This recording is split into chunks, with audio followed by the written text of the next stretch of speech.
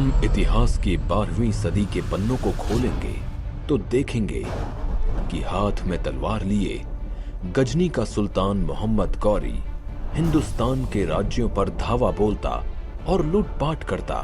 वो चाहता था कि गजनी सबसे धनी देश बने और हिंदुस्तान की तरह सोने की चिड़िया कहलाए। अब उसकी निगाहें दिल्ली पर टिकी थीं, वही दिल्ली जिसके सिंहासन पर पृथ्वीराज चौहान विराजमान थे। वे बहुत वीर और युद्ध कला में निपुण योद्धा थे। शब्द भेद तीरंदाजी में तो वे माहिर थे।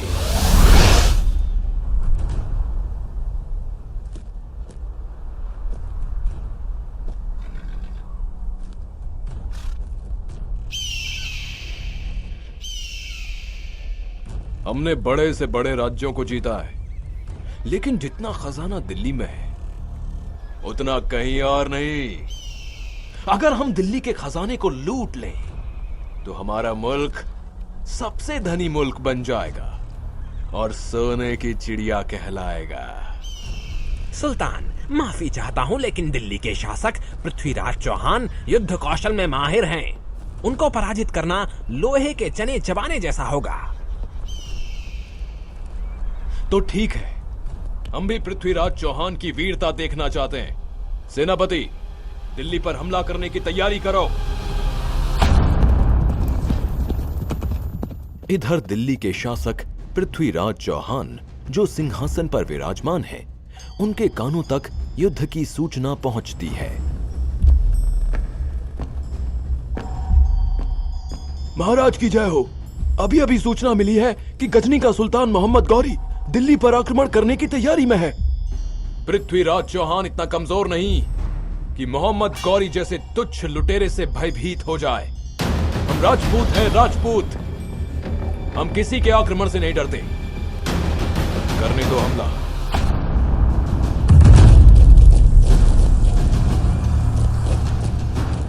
जोश में गौरी दिल्ली पर हमला बोल देता है। पृथ्वीराज चौहान और मोहम्मद गौरी के बीच घमासान युद्ध होता है और इस युद्ध में मोहम्मद गौरी पृथ्वीराज चौहान के हाथों पराजित होता है।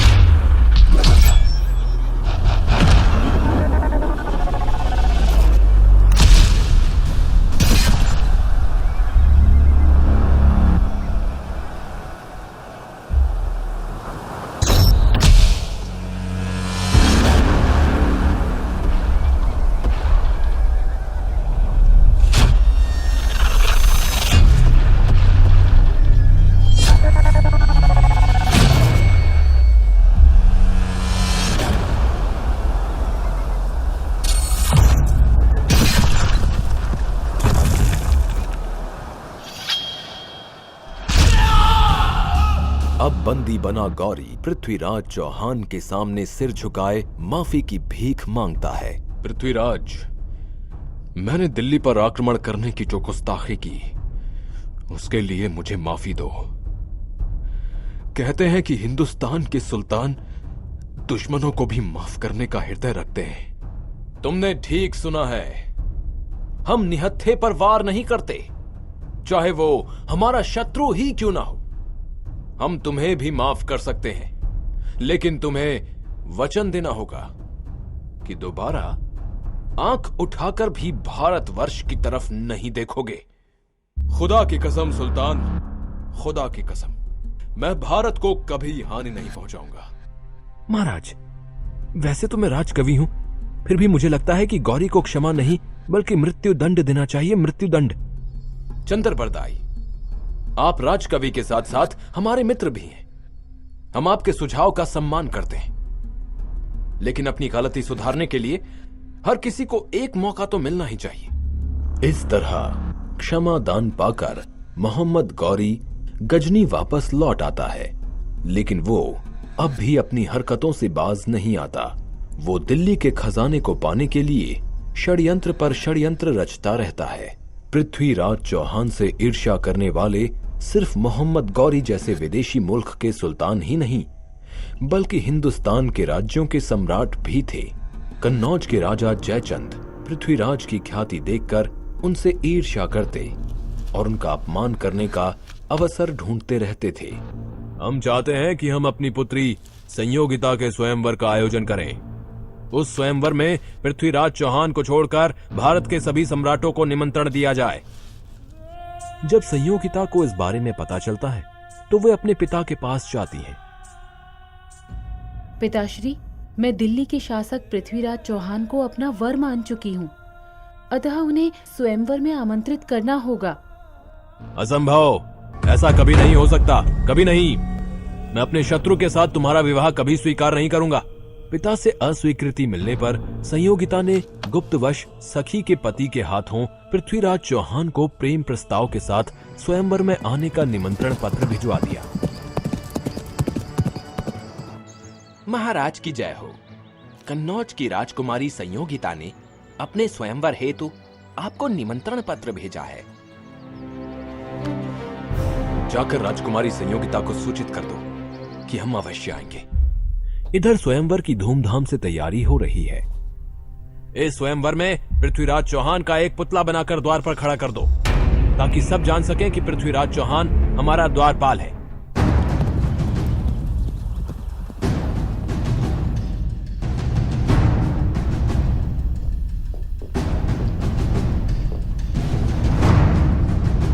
महाराज, अभी अभी सूचना मिली है कि आपके अपमान के उद्देश्य से जयचंद ने आपका पुतला बनवाकर द्वारपाल के रूप में लगवाया है।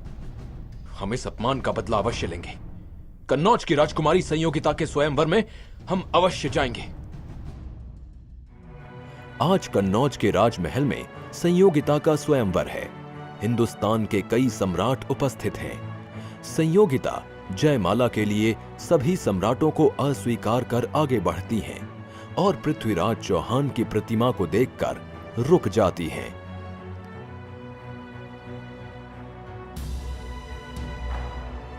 ये प्रतिमा तो मेरे पृथ्वीराज चौहान की है, जिन्हें मैं अपने वर के रूप में स्वीकार कर चुकी हूँ।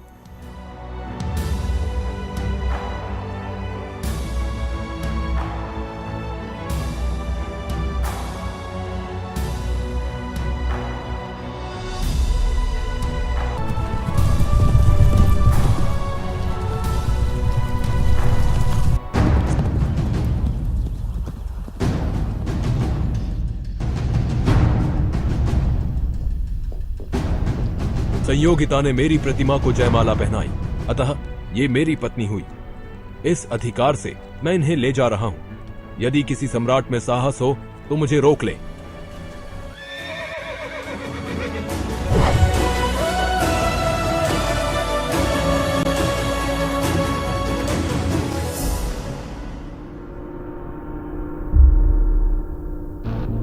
पृथ्वीराज चौहान ने भरी सभा में हमारा अपमान करके अच्छा नहीं किया। इस अपमान का बदला हम बड़ी से बड़ी कीमत चुकाकर भी लेंगे। क्षमा करें महाराज, लेकिन हम अकेले पृथ्वीराज चौहान का सामना नहीं कर सकते। एक ऐसा व्यक्ति है जो हमारी सहायता कर सकता है। वो है गजनी का सुल्तान मोहम्मद गौरी। मैं गौरी के साथ संधि कर पृथ्वीराज चौहान को नष्ट कर दूंगा और दिल्ली का शासक बन जाऊंगा। मंत्री जी, शीघ्र ही हमारा संधि का प्रस्ताव गौरी तक पहुंचाइए। संधि प्रस्ताव लेकर जयचंद का दूत गजनी के सुल्तान मोहम्मद गौरी के पास जाता है।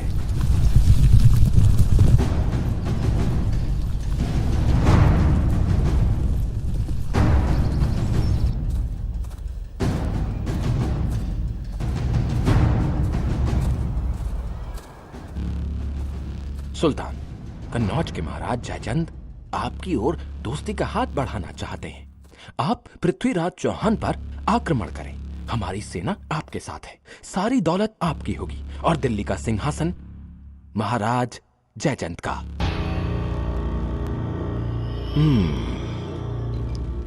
सम्राट जयचंद से कहना कि उनका प्रस्ताव हमें मंजूर है। वो दिल्ली कूच की तैयारी करें।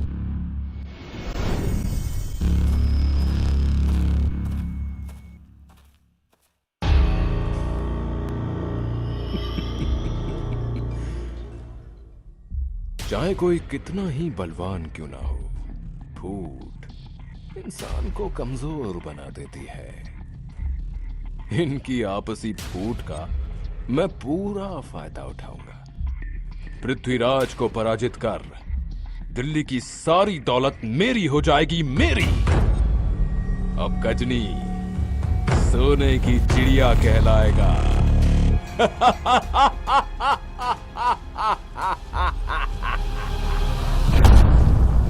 अत्यंत विशाल सेना के साथ जयचंद और गौरी मिलकर दिल्ली पर आक्रमण कर देते हैं।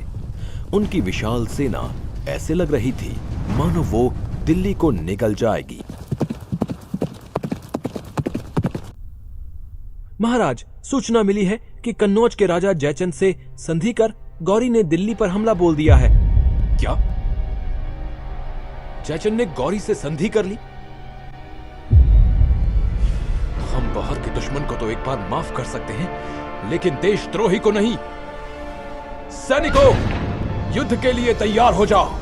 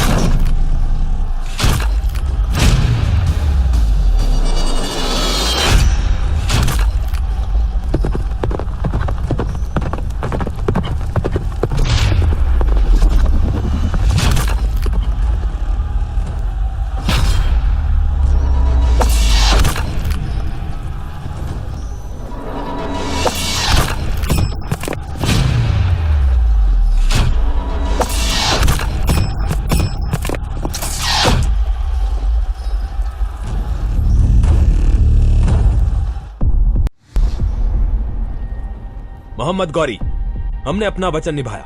अब तुम भी हमें दिल्ली का शासक बनाकर अपना वचन पूरा करो। जयचंद, तुम्हारी सहायता के बिना तो पृथ्वीराज चौहान को हराना संभव ही नहीं था। तुम्हें तो जरूर इनाम दिया जाएगा। सैनिकों, इस गद्दार जयचंद को बंदी बना लो।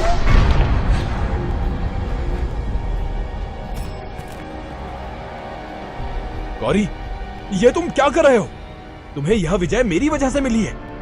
तुम इस तरह मुझे धोखा नहीं दे सकते। जयचंद, मुझे यह विजय तुम्हारी आपसी फूट से मिली है, समझे? जो अपने मुल्क से गद्दारी कर सकता है वो हमारे साथ भी गद्दारी करने से पीछे नहीं हटेगा। सैनिकों, इसकी गर्दन काटकर बीच चौराहे पर लटका दो और लिखकर टांग दो, गद्दार जयचंद। गौरी जयचंद को चौराहे के बीच मरवा देता है और दिल्ली की सारी दौलत हड़प कर पृथ्वीराज को बंदी बनाकर गजनी लौट जाता है।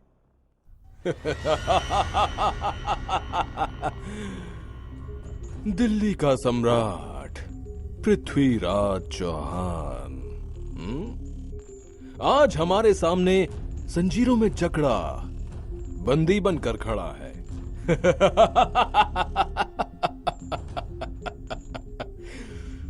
पृथ्वीराज, मैं भी तुम्हें माफ कर सकता हूं यदि तुम मेरे गुलाम बनकर रहो। मैं पृथ्वीराज चौहान हूं। गुलाम बनकर रहने से तो अच्छा है कि मैं मृत्यु को प्राप्त हो जाऊं। दुष्ट, वो बंदी बना खड़ा है फिर भी हमें आंखें दिखाता है। अपनी ये घूरती निगाहों को नीचे कर। गौरी, क्या तू जानता नहीं कि हम एक राजपूत हैं और एक राजपूत की आंखें मौत के बाद ही नीचे होती हैं। सैनिकों, जिन आंखों से ये हमें घूर रहा है उन आंखों को गरम सलाखों से फोड़ दो।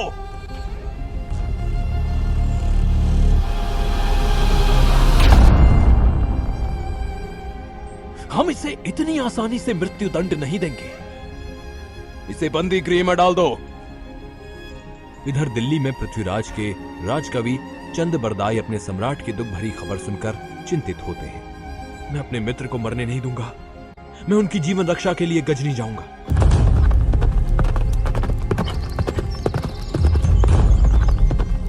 मोहम्मद गौरी, तुमने सम्राट पृथ्वीराज को बंदी बनाकर उनकी आंखें फोड़ दी। क्या तुम भूल गए कि इसी पृथ्वीराज ने तुम्हें 16 बार माफी की भीख दी थी? भीख। सैनिकों, बंदी बनाकर इसे भी इसके मित्र के साथ बंदी गृह में डाल दो।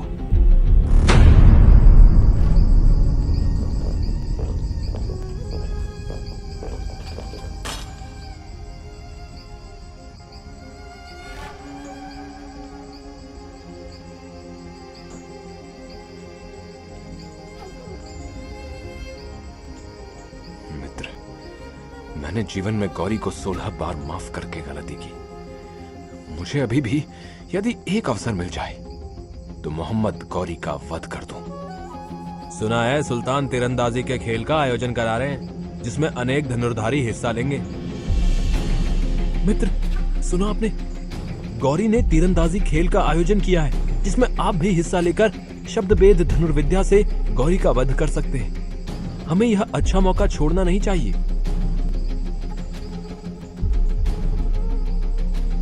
चंद्र बरदाई, क्या तुम भूल गए हो कि हमारी आंखें फोड़ दी गई हैं? अतः ऐसे में तीरंदाजी कैसे संभव है? महाराज, आप बस देखते जाइए। सिपाही, हम सुल्तान से तीरंदाजी खेल के सिलसिले में कुछ कहना चाहते हैं। मेरा यह संदेश शीघ्र सुल्तान तक पहुंचाओ। गौरी की अनुमति पाकर चंद बरदाई को दरबार में पेश किया जाता है। सुल्तान, आपने जो तीरंदाजी के खेल का आयोजन किया है उसमें मेरे मित्र पृथ्वीराज चौहान भी हिस्सा लेना चाहते हैं।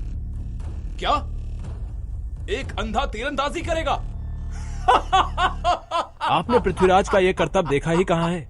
आंखें ना होने के बाद भी वे अच्छा निशाना लगा सकते हैं, आवाज सुनकर तीर चला सकते हैं। असंभव, असंभव। आप अवसर देकर स्वयं देख लीजिए।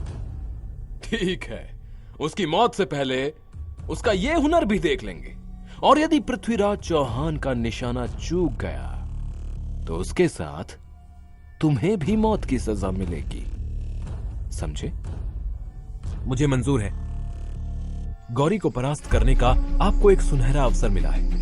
आप शब्दभेद कला में निपुण हैं। इस खेल में आप तवे पर बाण न चलाकर गौरी पर बाण चला देना। लेकिन मुझे पता कैसे चलेगा कि गौरी कहां बैठा है? दोहे के द्वारा मैं बताऊंगा कि गौरी कहां बैठा है। और आप मेरे शब्दों के आधार पर गौरी पर तीर चला देना। इस तरह योजना बनाकर पृथ्वीराज के साथ चंद्रबरदाई तीरंदाजी के खेल में उपस्थित होते हैं। सुल्तान, तवे से निकली आवाज सुनकर पृथ्वीराज उस तवे पर तीर चलाएंगे, लेकिन सुल्तान आपको 3 बार हुक्म देना होगा, तभी मेरे मित्र तीर चलाएंगे। तीर चलाओ पृथ्वीराज चौहान। हे पृथ्वीराज, कमान बांध, है अंतिम अवसर यही, एक बाण से लक्ष्य बेध कर मत चूके चौहान। 4 बास 24 गज, अंगुल अष्ट प्रमाण, ता ऊपर सुल्तान है, मत चूके चौहान। लगाओ निशाना, निशाना साधो पृथ्वीराज। गौरी की आवाज तथा दोहा सुनकर पृथ्वीराज गौरी पर तीर चला देते हैं।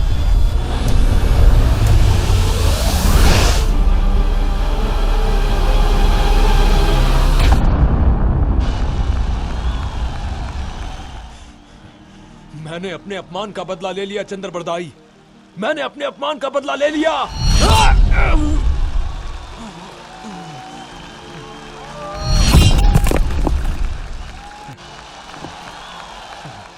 गुलामी से अच्छा तो मृत्यु लोक है। दुश्मनों के हाथों मरना पृथ्वीराज चौहान की शान के खिलाफ है।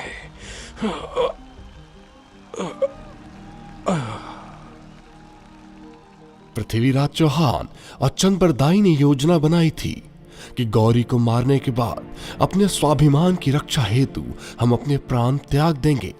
अतः दोनों ने एक दूसरे का वध कर दिया।